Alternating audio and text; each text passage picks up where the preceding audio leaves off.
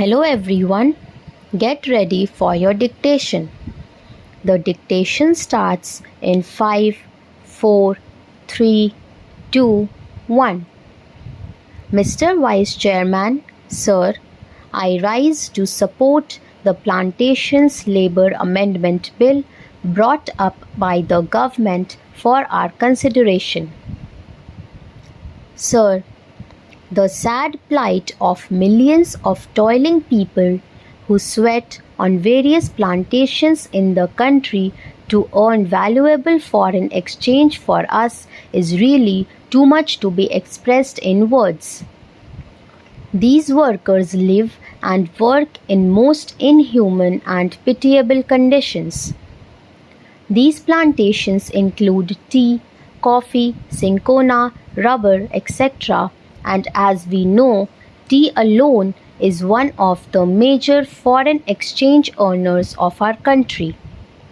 But, sir, it is indeed most regrettable that, notwithstanding a lapse of 34 years since our independence, these workers who earn crores and crores of rupees by way of foreign exchange have to live in most miserable conditions.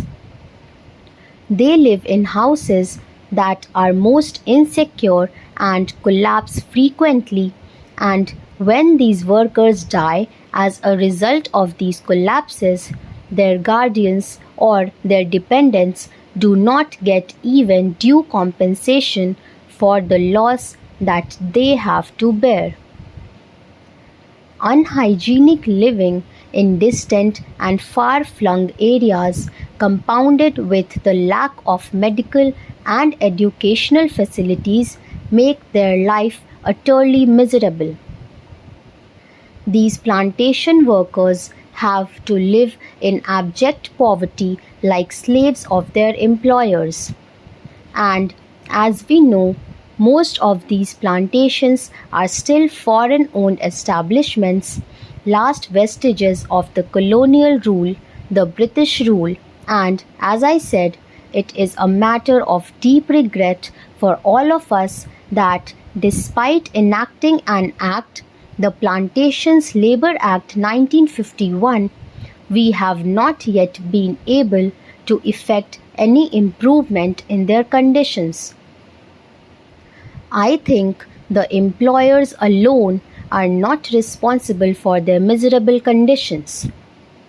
We are also as much responsible as they are, because although we could enforce the enactment and we could improve their conditions much earlier, we have failed in doing so. Sir, on the 9th May 1973, this House, the Rajya Sabha, decided that a joint committee should be appointed to look into the desired amendment and put up a draft as early as possible for our consideration.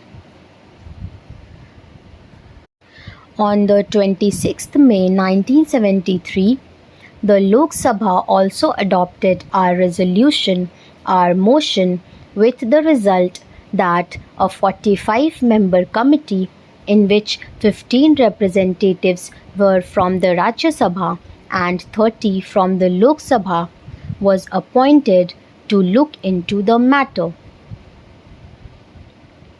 This committee was to submit its report on the first day of the 85th session of the Rajya Sabha, that was in 1973. But this committee had to be granted 3 extensions, and the report was ultimately available on the 3rd March 1975. At that time, as we all know, the so-called JP's movement of total revolution was at its peak. Within 2 or 3 months, the national emergency had to be declared, and during the emergency, priorities had changed, and we could not just effect this desired improvement at that time and we could not bring about this legislation.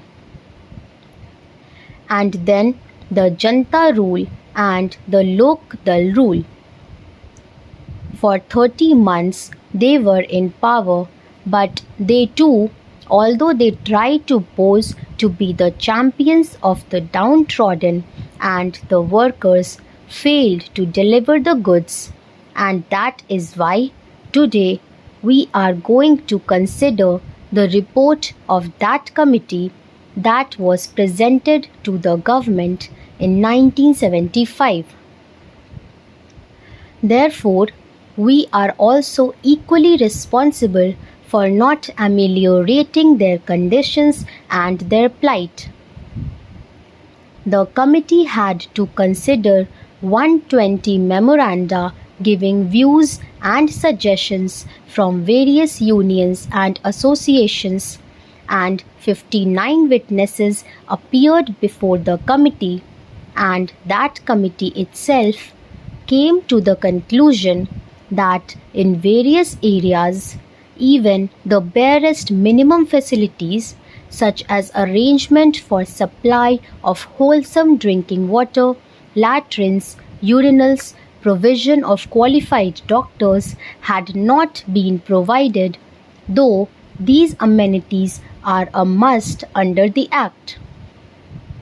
The Act has been there, but we could not enforce it. We could not implement it only because the employers did not want it. They did not want to give to the workers due justice. Inadequacy of punishments that are awarded under the Act is one of the main impediments standing in the way of implementation of various welfare measures. Courts generally take a lenient view of the offences under the Act, and they let off the employers who are offenders with lighter punishment, which generally amounts to a fine of Rs 100. So, the committee suggested amendment to Section 36 of the Act. An employer is required to provide these workers living accommodation, but generally, in spite of the fact that the government gives loans and subsidies to the employers for construction of houses, progress in regard to these constructions is very poor. As I said earlier, very unhygienic and insecure houses are there where these people have to live. Even compensation to the workers in the event of house collapse is not given.